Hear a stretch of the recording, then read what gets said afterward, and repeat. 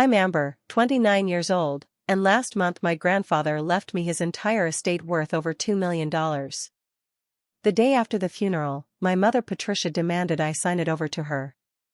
When I refused, all hell broke loose. This morning, I received a text about an important family meeting. Walking into my childhood home, I froze. My mother, siblings, stepfather, and two men in expensive suits stared at me. "Remember," my mother said with a cold smile, "meet our lawyers." I wasn't prepared for what happened next. My grandfather Harold wasn't just family, he was my hero. While most kids had posters of pop stars on their walls, I had a framed photo of him standing proudly in front of his first hardware store. He built his business from nothing, turning it into a chain of stores across 3 states. "Nothing worth having comes easy, Amber," he'd tell me, his voice always carrying that perfect mix of warmth and wisdom. Patricia never understood the value of hard work. As Grandpa's only daughter, she grew up expecting everything to be handed to her. She spent recklessly, indulging in shopping sprees while arguing with him about money behind closed doors. My stepfather Craig enabled her, always taking her side. They remortgaged our house twice before I finished high school. Meanwhile, Grandpa saw something in me.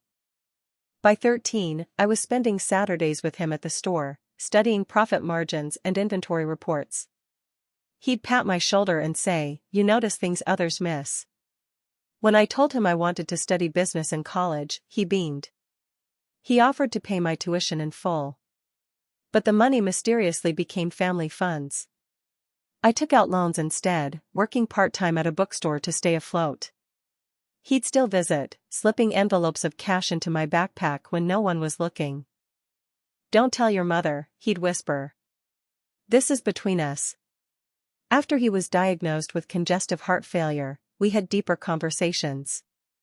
"You're the only one who understands money, Amber," he told me once, gripping my hand with surprising strength. "I've made arrangements. You'll be taken care of." I promised him I'd honor whatever decisions he'd made. The will was read a week after the funeral. Patricia's face twisted as the lawyer announced everything, the businesses, properties, savings, would go to me. "This is absurd," she snapped. "He must have been manipulated." The lawyer calmly explained that the will had been updated less than a year ago, with full mental competency evaluations attached. My mother stormed out. My siblings followed, Rachel in tears, Jason muttering about betrayal. Since then, I've been receiving texts, calls, even a handwritten letter begging me to reconsider. Then came the meeting. As I stood in the living room, Patricia's voice snapped me back. "Let's be civil. These gentlemen have a proposal." One of the suited men stepped forward. "We represent your family. They're requesting the estate be placed in a family trust, with Patricia as trustee." I blinked. "Absolutely not. Amber," my mother said sweetly, "this isn't about greed. It's about fairness. That money was supposed to support all of us." "It was supporting all of you," I said, my voice quiet. "Through Grandpa. Not me." Rachel spoke up, "You don't even need the money. You have a job." "So did he," I said, pointing at one of the photos of Grandpa on the mantel. "That's why he chose me." My stepfather's expression darkened. "You're making a mistake." "No," I said, reaching into my bag. I pulled out a slim folder and handed it to the lawyers. "This is my counter. A legal declaration that I will not relinquish control of the estate. Any attempts to coerce me will be documented and dealt with accordingly." I turned to leave. My mother's voice followed me, "You'll regret this." I didn't turn around. But my hands were shaking as I drove away. That night, I found an anonymous message slipped under my apartment door, "Blood is thicker than contracts." And I knew this wasn't over. Some inheritances feel like love. Others feel like loaded weapons. That night, I barely slept. I lay in bed, eyes wide open in the dark, staring at the ceiling and listening to the refrigerator hum. The envelope sat on my kitchen table. Thick cardstock, no handwriting, just those 6 words printed in blocky type. Blood is thicker than contracts. I kept thinking of Grandpa's voice. The way he'd pause in his stories to make sure I was really listening. The quiet seriousness when he said, "They'll come for it. All of them. You be ready." I didn't tell anyone about the message. Not even Elena, my closest friend since college. She'd stood by me through breakups, burnout, all-nighters. But this was different. This was something I needed to hold in silence for a while. I went to work like usual the next day. I run operations at a boutique logistics firm downtown. Spreadsheets and supply chains. It's not glamorous, but it's solid, and it's mine. At my desk, I was methodical. Efficient. The kind of person people forget to second guess. I liked it that way. But beneath the quiet routine, something inside me had shifted. Like a room I hadn't noticed had been locked, and now the door creaked open. I wasn't afraid of my family. But I knew I couldn't underestimate them. I took a walk at lunch. There's a bench behind the building with a view of the river. Grandpa used to say the water helped him think. I sat there, remembering our Saturdays at the store. How he'd let me use the calculator to figure out sales margins, how he'd listen when I pointed out inefficiencies in supplier schedules. I remembered the way he looked at me when he told me about the will. The trust in his eyes. The burden behind it. He knew what this would do to them. And he still did it. I knew why. Back at my apartment, I opened the fireproof safe in my closet. Inside were the original estate documents, bank statements, property deeds. All signed and notarized. Grandpa hadn't left a loophole. He made it clean. That night, I called Elena. "Hey," she said. "You okay? You sound quiet." I paused. Then said, "Can I ask you something? If your family tried to erase something that was rightfully yours, what would you do?" She was silent for a moment. "Then, I'd make sure they never had the chance." I smiled. Not because it was funny. But because I knew I was right not to tell her before. Now I would. I invited her over the next day. We opened a bottle of wine. I laid it all out. The will, the meeting, the message. She didn't ask why I hadn't told her sooner. She just listened, eyes steady. When I finished, she said, "Amber, this isn't about money for them. It's about control." I nodded. They think I'm still the girl who used to come home with straight A's and ask if it was enough. She said, "And now?" I looked at her, the quiet weight of legacy pressing into my chest. Now I'm the one holding the pen. She didn't say anything. Just reached for the wine. That weekend, I drove to one of the properties. A warehouse in a small town an hour outside the city. Grandpa had kept it in operation until the year before he passed. It was empty now. But solid. Brick and mortar. Potential. I stood in the middle of the main floor and closed my eyes. I could almost hear his voice echo off the walls. Assets aren't just what you own. They're what you know how to use. When I opened my eyes, I knew what I needed to do. Because this wasn't about surviving them anymore. It was about becoming the woman he believed I already was. And they had no idea what that meant. Not yet. But they would. Pressure doesn't always announce itself with shouting. Sometimes it comes wrapped in silence. The silence started that Monday. I got to work to find my email inbox filled with delays, miscommunications, and one strangely worded message from a supplier I'd never had issues with before.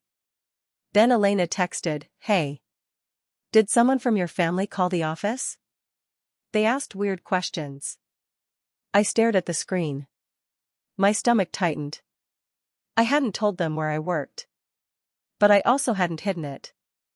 That week, my credit card was declined at the grocery store. When I checked my account later, there were 5 unusual purchases pending under my name. All from locations near my mother's neighborhood. It wasn't obvious sabotage. It was messier than that. Sloppy. but intentional enough to send a message: we know where you live. We know what you use. We can touch it. Rachel called 3 days later. Her voice was soft, trembling in a way I hadn't heard since we were teenagers. She asked if we could meet. Just coffee. I almost said no. But something in her voice made me pause. We met at a small cafe near her office. She looked thinner. Tired. There were small bruises on her wrist she tried to hide under a bracelet. I didn't ask.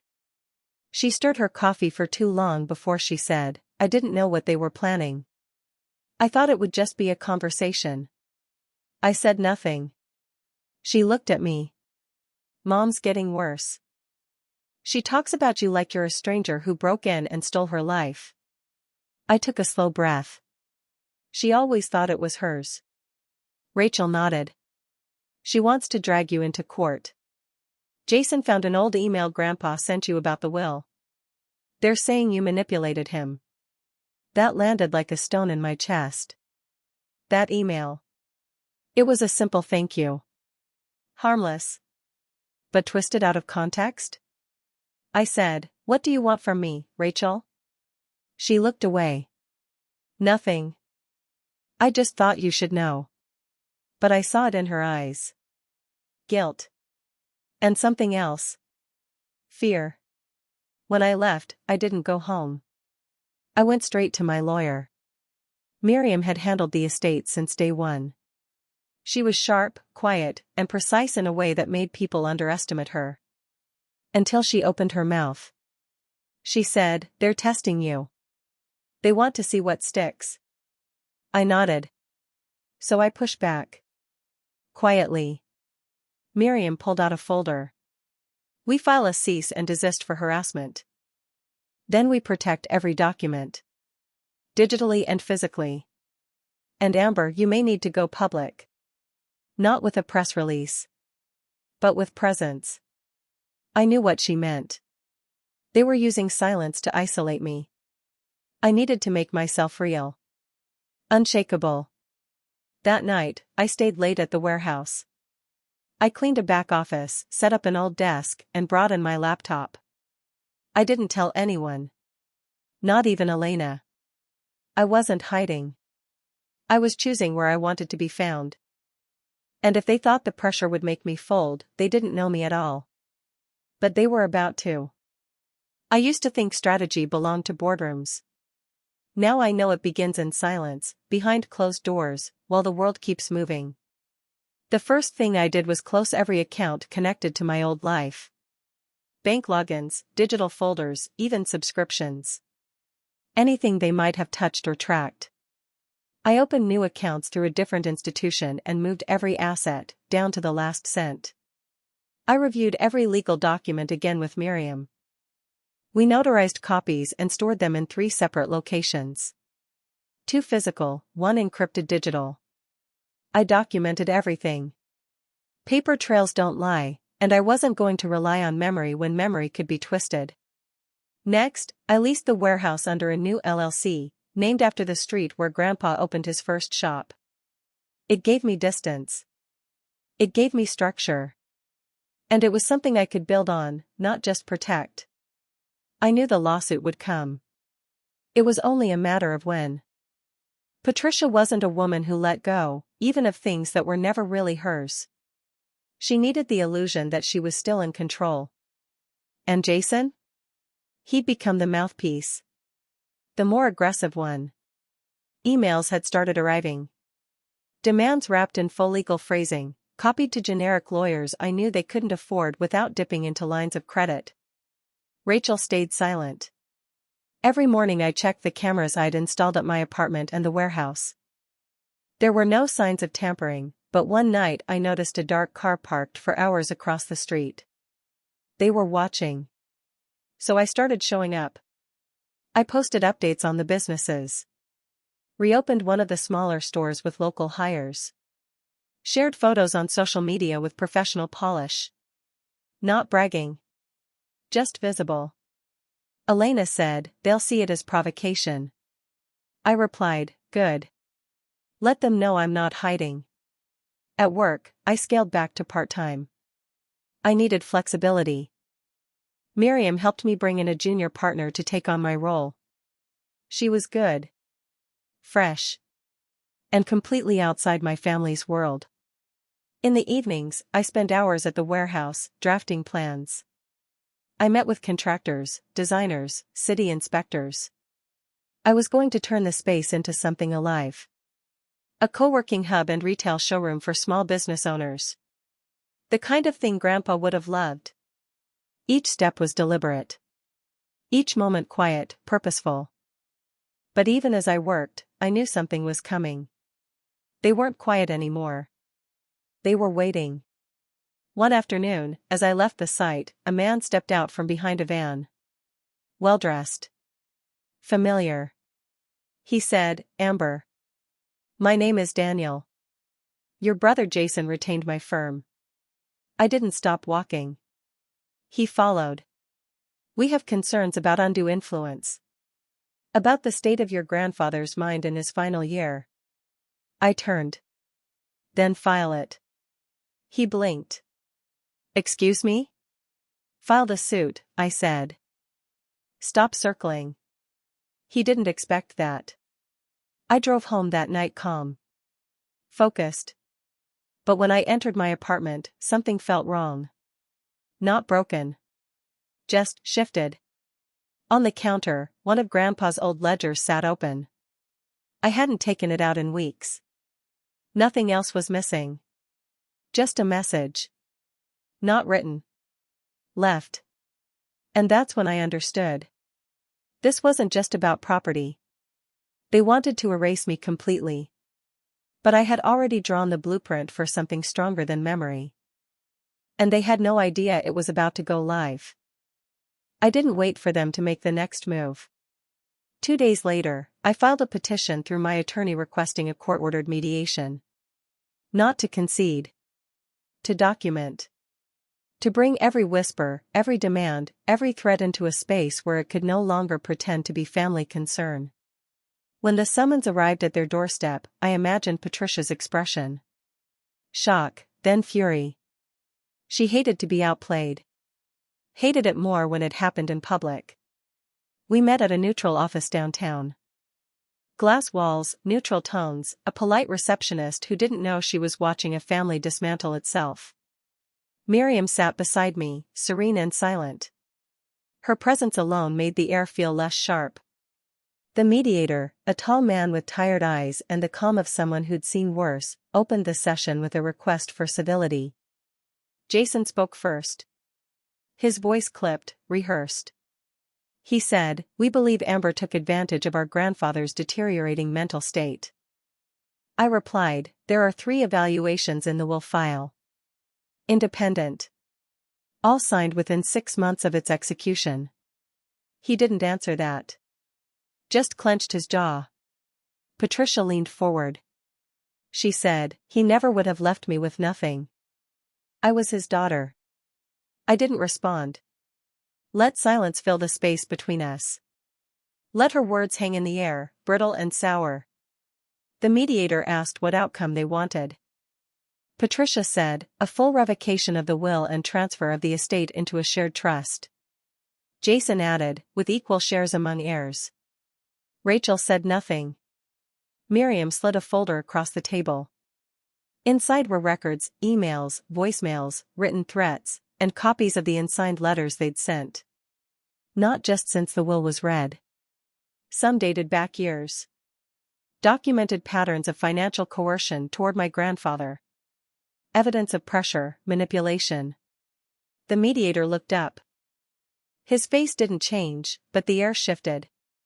He saw it. He said, "Would you like to respond to these materials?" Patricia's lips tightened. She looked at Jason. He said, "They're taken out of context." I said, "No. They're exactly in context." Patricia stood. She said, "This is a farce. We don't need to sit here and be insulted." The mediator didn't stop her. Miriam didn't either. I just watched her leave. Jason followed, muttering something under his breath. Only Rachel stayed behind. Her eyes met mine for the first time in months. She whispered, "I didn't want this." I replied, "Then why didn't you say anything?" She didn't answer. Just lowered her gaze and walked out. Afterward, Miriam and I walked to a cafe. It was raining, but we didn't open umbrellas. I liked the way the drops felt against my skin. Like something clean. Like a beginning. Inside, over coffee, she said, "They'll file the suit anyway. Out of spite, not merit." I nodded. Let them. Now we have everything on record. That night, I returned home to find another note under my door. Just a single sentence, scrawled this time. "This is war." But I didn't feel fear. Only a strange, calm clarity. Like standing in a storm and realizing you're the one who brought the umbrella. Because it was never about hurting them. It was about not letting them destroy what he trusted me to protect. And they had just lost their chance to rewrite the story in silence. Now it would be read aloud. Some wars aren't won. They just end with one side walking away quieter. The morning after the mediation, I woke up to silence. Not peace, just the stillness that comes after the air's been sucked out of a room. No more anonymous notes. No calls. No veiled threats. Just quiet. I knew it wouldn't last. That week, the lawsuit came. A formal challenge to the will, citing undue influence and diminished capacity. Filed under my grandfather's name. But it read like Patricia. Miriam called to confirm receipt. Her tone was steady, even a little satisfied. She'd expected it. "We'll counter," she said. "Then dismantle it." So we did. It took months. I kept working. Kept building. The co-working space launched soft opening week with 5 clients and a local bakery pop-up. I spent mornings walking the floor, remembering how Grandpa used to trace the aisles of his stores before sunrise, murmuring to himself like he was in conversation with the shelves. Rachel didn't speak to me again. Jason's name came up in court filings but not once in person. And Patricia, she disappeared from view, but not from reach. Every motion, every delay, every affidavit had her signature. I showed up to each hearing in neutral colors. Blazer. Low heels. A notebook in my lap. They tried to paint me as calculating. I let them. Calculated wasn't dishonest. In depositions, Miriam questioned their version of events. We submitted medical evaluations, testimony from my grandfather's financial advisor, statements from his nurses. The judge never smiled, but his questions grew sharper. Elena came to one of the hearings. Sat in the back row, silent, watching. When we left, she just squeezed my hand. No words. I think she understood what few others could. That this wasn't just about inheritance. It was about a wound being closed in court instead of at a kitchen table. The final ruling came on a Thursday. The judge dismissed the suit. Found the will valid and uncoerced. Described the plaintiff's claims as speculative and unsupported. It was over. But it didn't feel like victory. That weekend, I visited the cemetery. It was windy. I knelt by Grandpa's headstone, tracing the carved letters with one gloved hand. I told him it was done. That I kept my word. That the things he built were being protected, not parceled. A part of me wanted to believe he already knew. Back at the warehouse, we held an opening event. A ribbon cutting with local press. I wore navy. Said a few words. Nothing dramatic. Just what mattered. About legacy. About building things that last. After, a man came up to me. Gray hair, kind eyes. Said he used to work for my grandfather 30 years ago. He said, he'd be proud. He always said you saw the long game. I thanked him. Then walked into the space and stood at the back while people explored. It felt full. Not just of people, but of something else. Something steady. Weeks passed.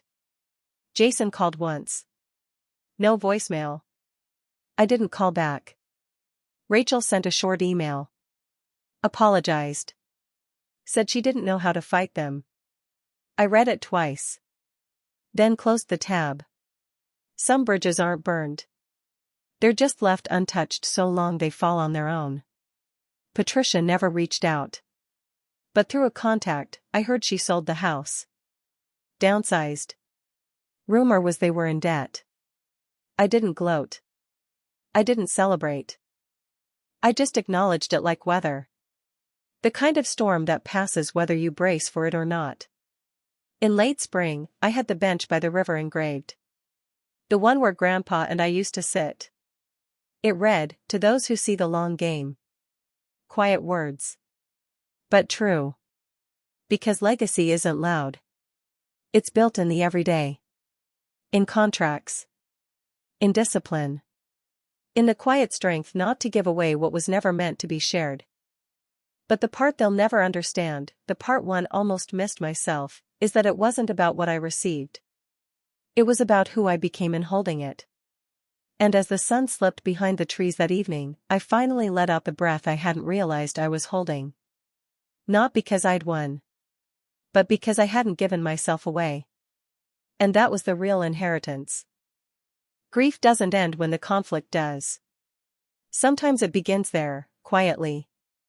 After the ruling, after the silence, after the last form was filed and the keys were turned, I waited to feel lighter.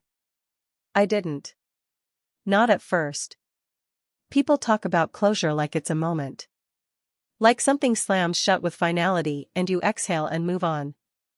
But for me, it came in the smallest ways, folding a business license, deleting old voicemails, hearing my own name without flinching. It came when I stopped wondering what they'd do next. The co-working space grew slowly.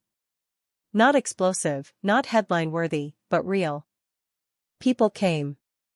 Stayed. Referred others. A woman who ran a handmade stationery business said the space gave her the courage to leave her job. A single father started a podcast in one of our soundproof rooms. I watched it all unfold with quiet pride. Sometimes, I'd stand in the back corner of the floor, tracing the groove in the brick where Grandpa once marked supply lines. That was his signature, a notch carved with his ring. My hand fits there now. Perfectly. I gave my apartment lease notice.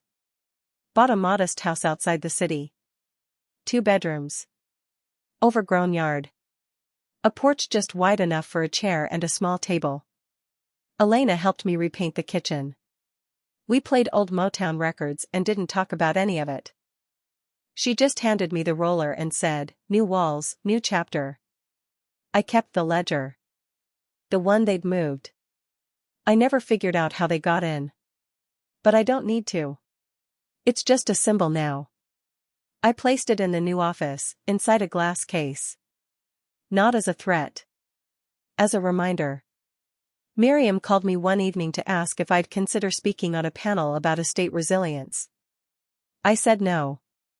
Then later, I said maybe. Not for the exposure. But because I think there's something powerful about telling the truth when no one can take it from you. Jason's number appeared on my phone again last month. This time, he left a voicemail. He said, "You won. I hope it was worth it." I didn't respond. Because it wasn't about winning. Not the way he meant it. It was about knowing, finally, that I didn't need their permission to keep what was mine. Or to become who I already was, even if they never saw her.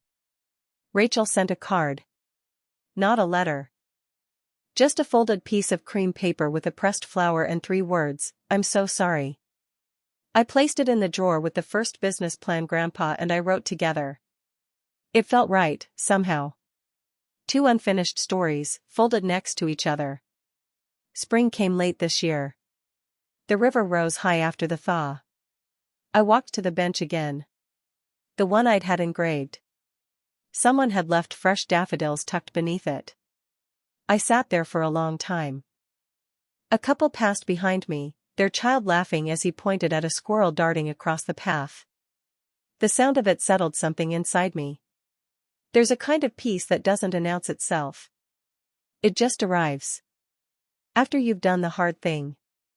After you've held your ground and kept your word. I think that's what Grandpa knew. That the inheritance wasn't money. It wasn't even the businesses. It was discipline. Integrity. The courage to protect something quietly, without needing credit. People say revenge is sweet. But I don't think this was revenge. This was reclamation.